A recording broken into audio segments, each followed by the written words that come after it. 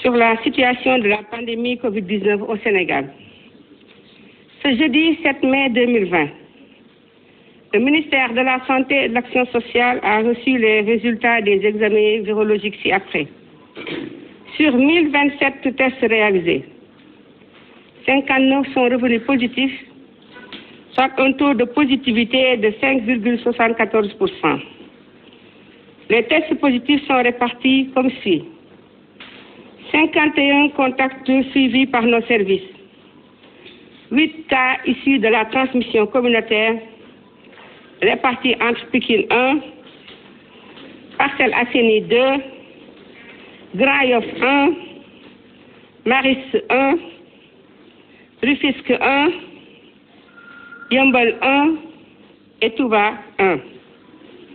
69 patients hospitalisés ont été contrôlés négatifs et déclarés guéris. 6 cas graves sont pris en charge dans les services de réanimation de l'hôpital de Fann et de l'hôpital principal. L'état de santé des autres patients hospitalisés est stable.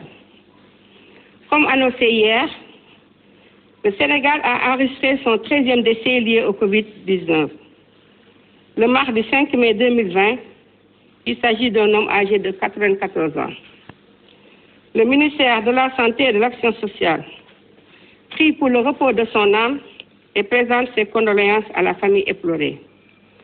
À ce jour, 1492 cas ont été déclarés positifs, dont 562 guéris, 13 décédés, 1 évacué et donc 916 sous traitement. La prise en charge extra-hospitalière a commencé et concerne toute personne testée positive au Covid-19, âgée de moins de 50 ans, ne souffrant d'aucune autre maladie chronique et ne présentant aucun signe de suspicion de la maladie à coronavirus. Cette prise en charge extra-hospitalière est assurée par un personnel médical et se déroule dans une structure d'hébergement aménagée à cet effet. Toute personne ne répondant pas aux critères énoncés ci-dessus est prise en charge dans les structures de santé dédiées.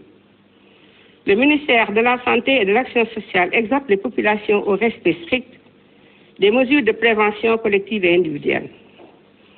Assalamu alaikum askan wi. Juróom-ñaari fan ci mois de mai 2020 jot nañu résultat virologique yi ma leen di bëgg a jottali. Ci junni ak ñaar fukk ak juróom-ñaar test yi nga xamante ne def nañ ko. Juróom fukk ak juróom-ñeent bi ñu dellu see ànd nañu ak doomu jàngoro ji. Ci yooyu juróom fukk ak benn moom lañuy wax contact li leen ko doon waxee bés bu nekk mooy ñi nga xamante ne ñu ngi leen di saytu te di leen topp ci bërëbu liggéeykaay yi. Juróom-ñett ci ñoom la ñuy wax cas communautaire yooyu nag ci bésu tey bii ñu ngi leen di fekk ci diggante Pikine am na benn, Parcelles Assainies am na ñaar, Grand Yoff am na benn, Maristes am na benn, Rufisque am na benn, Yeumbeul am na benn. Ñooñu ñëpp nag ñu ngi fii ci Ndakaaru. Touba am na benn. Juróom benn fukk ak juróom-ñeent malade yi nga xamante ne saytu nañ leen àndatu nag doomu jàngoro ji wër nañu. Juróom benn cas li ñuy wax cas grave ñu ngi tëdd ci l'hôpital principal ak ci l'hôpital Fann ci li ñuy wax service réanimation. Li ngeen ko waxee démb te di ko doolee nakarlu suñ Sénégal gi amaat na beneen nit koo xam ne génn na àddina muy def mu toll léegi ci ñu génn àddina ci fukk ak ñett. Ministère de la santé mu ngi koy jaar ak ay mbokkam ak askan wi te ñu naan yàlla xare ko àjjana. Ci bésu tey bii ñu ngi toll ci junni ak ñeenti téeméer ak juróom-ñeent fukk ak ñaar ci cas yi nga xamante ne positif nañu mooy ànd nañu ak doomu jàngoro ji.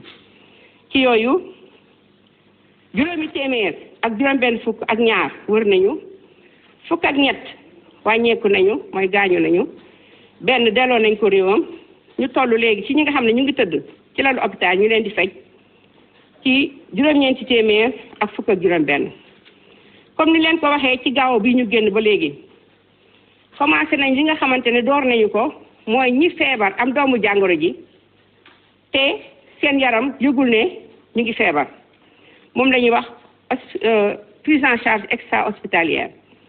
Ñooñu nag foog ñu nekk ñi nga xamante ne amaguñu juróom fukki at te ci ñoom bu ñu leen seetee gisuñu ci ñoom benn jàngoro boo xamante ne yàgg na mun na nekk diabète mun na nekk hypertension mun na nekk tension di wàcc mun na nekk insuffisance rénale mun na nekk ko am jàngoro yi nga xamante ne moom moo nekk ci deret yépp jàngoro daal dinañ ko seet ci ñoom mais ñoom bu ñu toogee dañ naan yëguñu doomu jàngoro ji ne nekk na ci ñoom waaye bi ñu leen seetoo am nañ ko loolu nag dañ koy def tamit ci anam yu wóor du ñu nekkati hôpital waaye fi ñu leen di yóbbu day nekk foo xamante ne day mel ni daanaka hôpital personnel waa kër docteur yëpp dinañ fa nekk ñëpp dinañ fa nekk ñëpp ñoo xamante ne dañ jàpp ci faj bi te tamit fi ñu koy defee dañ koy def ba mu mel ni hôpital ni ñuy duggeek ni ñuy génneek ni ñuy defee lépp loo xamante ne war na ci ñu ngi ñaan képp koo xam ne bokkul ci li ñu wax nii xamal ne duñ la ko defal mais yaa ngi tëddaat ci laru hôpital yi ni ñu ko waxee woon ministère de la santé action sociale mu ngi dellu di ñaax askan wi di wax ne mbas maa ngi wal na ñëpp def ni ñu ko waxee woon ak tegtal yi lépp loo xamante ne bu ñu ko defee muy geste barrière feebar bi du leen dal mais itam même bu duggee ci dëkk wet bëggee ci bëri du wàllaate kenn ministère de la santé et de l'action sociale ñu ngi leen di gërëm di leen di sant wasalaam